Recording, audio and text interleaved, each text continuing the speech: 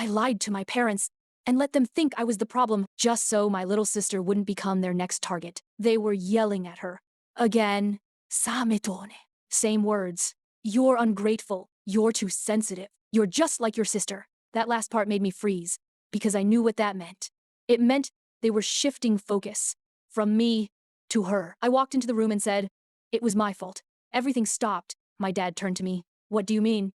I swallowed hard. I told her to skip practice. That wasn't true, but I needed it to be because I knew what came next.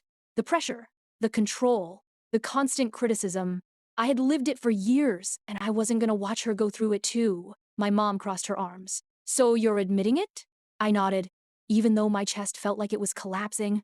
From that moment on, everything went back to me. The blame, the lectures, the restrictions. They checked my phone again, took my car keys, started monitoring everything I did. And Musista, she was suddenly the good one. Again. I could see the relief on her face, and that made it worth it. At least at first. But then it got worse. My dad started keeping notes. Actual notes, tracking my behavior. Missed curfews, attitude, conversation, like he was building a case against me. One night he said, "If this keeps up, we'll have to make serious decisions about your future." That sentence stayed with me, because I realized this wasn't temporary. They were preparing something. So I stopped reacting, stopped arguing, and started documenting every note he wrote, every message they sent, even recordings of conversations where they blamed me for things I didn't do. And then I found something, email draft on my dad's laptop.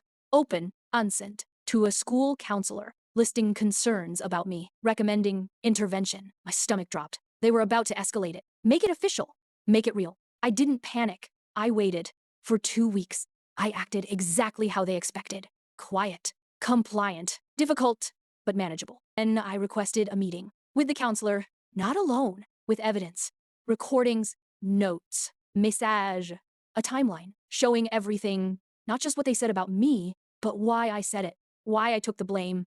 When my parents walked into that meeting, they were confident. The counselor started asking questions, specific ones, about things only I had documented. Their answers didn't match, not even close. For the first time, they didn't control the narrative. After that, everything shifted. Not loud, not dramatics, just different. They stopped documenting me, stopped pushing as hard. And Musista, they left her alone. It was all I wanted. The last thing my dad said to me was quiet. "You made us look like bad parents." I didn't respond, because the truth is, I didn't make them look like anything. I just showed what was already there. And if I had to do it again, I would. Because sometimes, lying is the only way to protect someone long enough to prove the truth. So tell me honestly, if protecting someone you love meant becoming the villain in your own family, take that role? Or would you let them face it alone?